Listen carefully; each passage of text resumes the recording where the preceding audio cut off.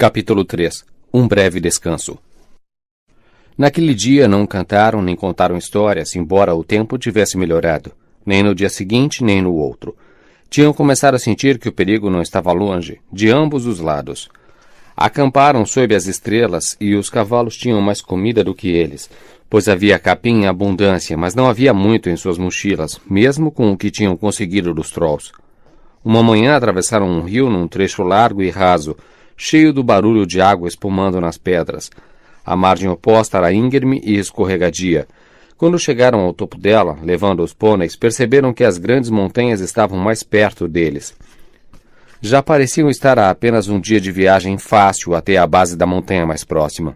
Ela surgia escura e desolada, embora houvesse trechos ensolarados nas encostas escuras e atrás de seus contrafortes brilhavam as pontas de picos cobertos de neve. Aquela é a montanha? Perguntou Bilbo numa voz solene, olhando para ela com os olhos esbugalhados. Nunca vira antes algo que parecesse tão grande. Claro que não, disse Balin. Ali é apenas o começo das montanhas sombrias. E nós temos de achar um meio de atravessá-las ou passar por cima ou por baixo delas de alguma forma, antes de podermos entrar nas terras ermas do outro lado. E depois de lá ainda tem muito chão até a montanha solitária no leste, onde Smaug repousa sobre nosso tesouro. Oh, disse Bilbo, e naquele mesmo momento sentiu o maior cansaço que lembrava já ter sentido. Estava mais uma vez pensando em sua confortável cadeira diante do fogo, na sala favorita de sua toca e na chaleira cantando. Não pela última vez. Agora Gandalf ia na frente. Não devemos perder a estrada ou estaremos acabados, disse ele. Precisamos de comida, para começar, e precisamos descansar em segurança razoável. Também é extremamente necessário chegar às montanhas sombrias pela trilha certa. Caso contrário, vocês vão se perder lá e terão de voltar e começar tudo de novo. Se é que conseguirão voltar. Perguntaram-lhe para onde se dirigia e ele respondeu: Vocês chegaram ao limite do ermo, como alguns de vocês devem saber. Escondido em algum lugar à nossa frente está o belo vale de Valfenda, onde Elrond mora na última casa amiga. Enviei uma mensagem por meus amigos e estamos sendo esperados. Aquilo soou agradável e consolador, mas ainda não tinham chegado lá, e não era tão fácil quanto parecia encontrar a última casa amiga a oeste das montanhas. Parecia não haver árvores, vales ou colinas para quebrar a monotonia do terreno à sua frente. Apenas uma vasta ladeira que subia lentamente até encontrar o pé da montanha mais próxima, um trecho extenso da cor da urze e cheio de pedras se esboroando com trechos e manchas de verde grama e verde musgo, indicando onde poderia haver água. A manhã se foi, a tarde chegou, mas em toda a vastidão não se via sinal de nenhuma moradia. Estavam ficando ansiosos, pois percebiam que a casa poderia estar escondida em praticamente qualquer lugar entre eles e as montanhas. Depararam com vales inesperados, estreitos e com paredes íngremes que se abriam de repente diante de seus pés, e descendo os olhos ficavam assombrados ao verem árvores e água correndo lá no fundo. Havia gargantas que quase podiam transpor com um salto, mas muito fundas e com cachoeiras em seu interior. Havia ravinas escuras que ninguém conseguia saltar ou escalar. Havia pântanos, alguns deles verdes e agradáveis de olhar, com flores altas e coloridas, mas um pônei que entrasse ali com uma carga no lombo jamais conseguiria sair de novo. Na realidade, a terra que se estendia do val até as montanhas era muito mais vasta do que se poderia imaginar. Bilbo estava estupefato. A única trilha era marcada com pedras brancas, algumas pequenas, outras estavam meio cobertas de musgo e urzes. Definitivamente, seguir a trilha era um trabalho muito demorado, mesmo com a liderança de Gandalf, que parecia conhecer muito bem seu caminho. A cabeça e a barba do mago iam de um lado para outro, enquanto procurava as pedras e os outros seguiam, mas não pareciam estar mais perto de seu destino quando começou a escurecer. A hora do chá já passara havia muito, e tudo indicava que logo aconteceria o mesmo com a hora da ceia.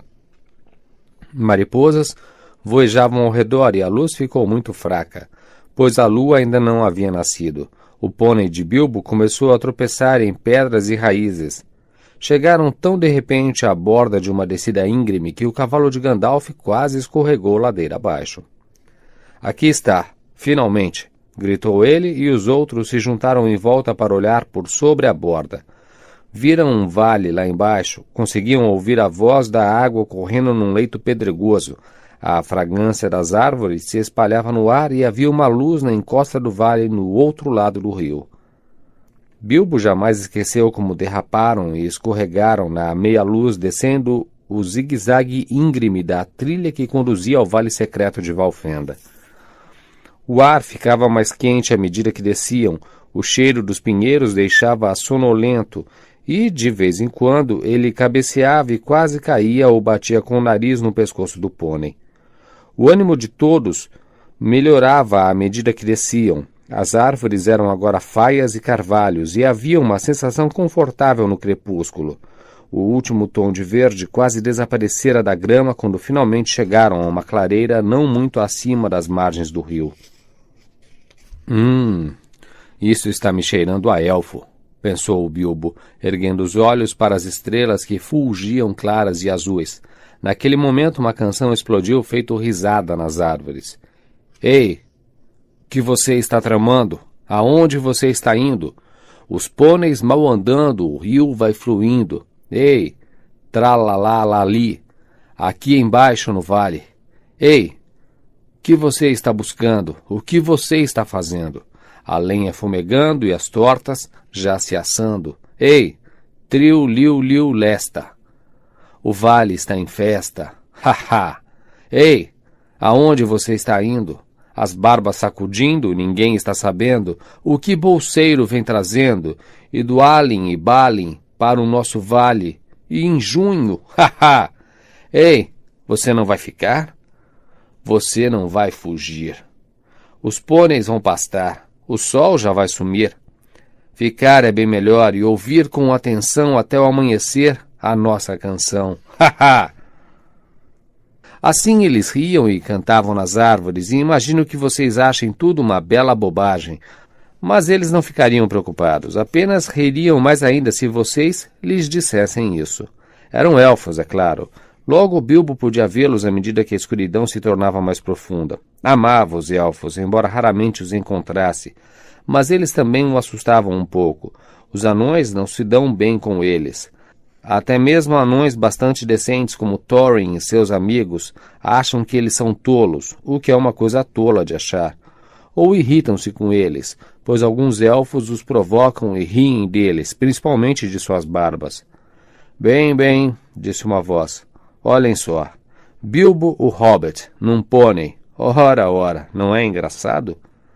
Espantosamente maravilhoso. Então continuaram com uma nova canção tão ridícula como a que eu transcrevi aqui. Por fim, um deles, um camarada alto e jovem, saiu do meio das árvores e fez uma reverência para Gandalf e Thorin. Bem-vindos ao vale, disse ele. Obrigado, disse Thorin, meio ríspido. Gandalf, porém, já tinha descido do cavalo e estava entre os elfos, conversando alegremente. Vocês se desviaram um pouco do caminho, disse o elfo. Isto é, se estão indo para a única trilha que atravessa o rio e conduz até a casa lá adiante. Vamos mostrar o caminho certo, mas é melhor irem a pé até chegarem à ponte. Vão ficar um pouco e cantar conosco ou vão seguir em frente? A ceia está sendo preparada lá adiante, disse ele. Posso sentir o cheiro da lenha queimando na cozinha. Mesmo cansado como estava, Bilbo gostaria de ficar um pouco. Elfos cantando em junho, sob as estrelas, não é algo que se possa perder. Não quando se gosta dessas coisas. Além disso, teria gostado de trocar algumas palavras, em particular com aquela gente que parecia saber seu nome e tudo sobre ele, embora nunca os tivesse visto antes. Achava que a opinião deles sobre a sua aventura poderia ser interessante. Os elfos sabem muita coisa, são espantosos quando se trata de notícias. E ficam sabendo o que acontece com os povos da terra com a rapidez da correnteza, ou mais rápido ainda. Mas os anões só pensavam em cear o mais cedo possível e não quiseram ficar. Eles prosseguiram a pé, conduzindo os pôneis até chegarem a uma boa trilha e, por fim, à margem do rio. Este corria ligeiro e ruidoso, como os rios das montanhas costumam fazer nas noites de verão, depois que o sol bateu o dia todo na neve lá em cima. Havia apenas uma ponte estreita de pedra, sem parapeito, com largura suficiente para que um pônei pudesse atravessá-la, e por ela tiveram de passar lenta e cuidadosamente, um a um, cada qual levando seu pônei pela rédea. Os elfos haviam trazido lamparinas para a margem, lamparinas cintilantes, e cantavam uma canção alegre enquanto o grupo atravessava. "Não afunde a barba na espuma, tio!" gritaram eles para Thorin, que estava curvado, quase de quatro no chão. "Já é comprido o suficiente sem regar." "Cuide para que Bilbo não coma todos os bolos", gritaram eles. "Ele está gordo demais para passar por buracos de fechadura." "Psiu, psiu. Boa gente e boa noite", disse Gandalf, que vinha por último. "Os vales têm ouvidos e alguns elfos têm línguas soltas demais. Boa noite." Assim, finalmente chegaram à última casa amiga e encontraram suas portas abertas. É estranho, mas as coisas boas e os dias agradáveis são narrados depressa, e não há muito que ouvir sobre eles, enquanto as coisas desconfortáveis, palpitantes e até mesmo horríveis podem dar uma boa história e levar um bom tempo para contar. Eles ficaram bastante tempo naquela casa agradável, 14 dias pelo menos, e acharam difícil partir. Bilbo, de bom grado, teria permanecido lá para todo sempre, mesmo que um desejo pudesse levá-lo de volta para sua toca de hobbit sem problemas. Apesar disso, há pouco a dizer sobre a estada deles lá. O dono da casa era um amigo dos elfos, uma dessas pessoas cujos antepassados entravam nas estranhas histórias antes do início da história, nas guerras dos orques malignos, dos elfos e dos primeiros homens do norte. Na época de nossa história, ainda havia algumas dessas pessoas que tinham por ancestrais tanto elfos como heróis do norte, e Elrond, o dono da casa, era o seu chefe. Era nobre e tinha o rosto belo de um senhor élfico, era forte como um guerreiro, sábio como um mago, venerável como um rei dos anões, generoso como o verão. Ele aparece em muitas histórias, mas seu papel na história da grande aventura de Bilbo é pequeno, embora seja importante, como vocês vão ver, se conseguirmos chegar ao fim dela. Sua casa era perfeita para quem gostasse de comer, dormir, trabalhar, contar histórias, cantar ou apenas de ficar sentado, pensando, ou ainda de uma mistura agradável de tudo isso. Seres malignos nunca entravam naquele vale. Eu gostaria de ter tempo para lhes contar apenas algumas das histórias ou mostrar uma ou duas das canções que eles ouviram naquela casa. Todos eles, inclusive os pôneis, ficaram descansados e fortes em poucos dias. Consertaram suas roupas, assim como seus ferimentos, ânimos e esperanças. Encheram as mochilas de comida e provisões, leves de carregar, mas fortes o bastante para levá-los até o outro lado das montanhas. Seus planos foram enriquecidos com os mais sábios conselhos. Assim chegou o dia da véspera do solstício de verão, e eles deveriam partir outra vez com os primeiros raios de sol do dia seguinte. Elrond sabia tudo sobre qualquer tipo de runas. Naquele dia examinou as espadas que tinham trazido da caverna dos Trolls e disse: "Estas não foram feitas por Trolls. São espadas antigas, espadas muito antigas dos altos elfos do oeste, meus parentes. Foram feitas em Gondolin para as guerras contra os orques. Devem ter vindo do tesouro de algum dragão ou da pilhagem de algum orque, pois os dragões e os orques destruíram aquela cidade há muito tempo. Esta Thorin, as runas chamam de Orcrist, Fen de Orc, na antiga língua de Gondolin. Foi uma espada famosa. Esta, Gandalf, era Glamdring, martelo do inimigo, que o rei de Gondolin usava outrora. Tomem conta delas."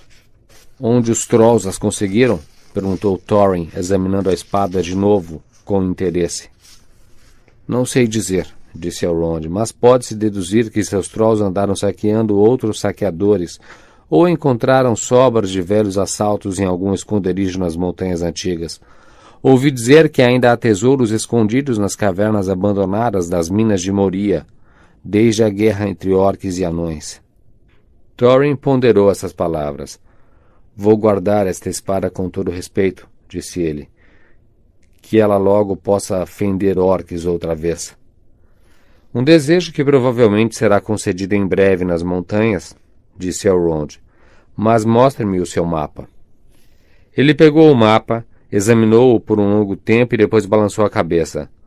Pois, se não aprovava totalmente os anões e o amor que sentiam pelo ouro, odiava dragões e sua maldade cruel, e se entristecia em lembrar a ruína da cidade de Vale, e seus sinos alegres e as margens queimadas do brilhante rio corrente. A lua reluzia num grande crescente de prata. Elrond ergueu o mapa e a luz branca brilhou através dele. — O que é isto? Perguntou ele. — Há letras da lua aqui ao lado das runas comuns que dizem 5 pés de altura tem a porta e 3 podem passar lado a lado. — Que são letras da lua? Perguntou o hobbit muito interessado. Adorava mapas, como eu já lhes disse antes, e além disso, adorava runas e letras e caligrafia habilidosa, embora a sua fosse meio fina e trêmula. Letras da lua são letras rúnicas, mas não se podem vê-las, disse Elrond. Não quando se olha diretamente.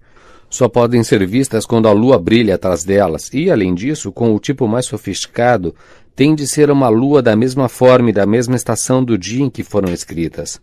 Os anões as inventaram e as escreviam com penas de prata, como seus amigos podem lhe contar. Estas devem ter sido escritas numa véspera de solstício de verão, com a lua crescente muito tempo atrás. — O que dizem? Perguntaram Thorin e Gandalf ao mesmo tempo, talvez um pouco vexados por justamente Elrond ter descoberto aquilo primeiro, embora realmente não tivesse havido uma oportunidade antes, e sabe-se lá quando haveria outra. — Fique ao lado da pedra cinzenta quando o tordo bater, leu Elrond, e o sol poente com a última luz do dia de Durin brilhará sobre a fechadura. — Durin, disse Thorin. Ele foi o pai dos pais da mais antiga raça de anões, os Barbas Longas, e meu primeiro ancestral. Sou seu herdeiro. — Então, o que é o dia de Durin? Perguntou Elrond. — O primeiro dia do ano novo dos anões, disse Thorin. É, como todos devem saber, o primeiro dia da última lua do outono, no limiar do inverno. Ainda o chamamos dia de Durin, quando a última lua do outono e o sol aparecem juntos no céu. Mas isso não ajudará muito, receio eu, pois está além de nossas habilidades saber quando isso acontecerá de novo.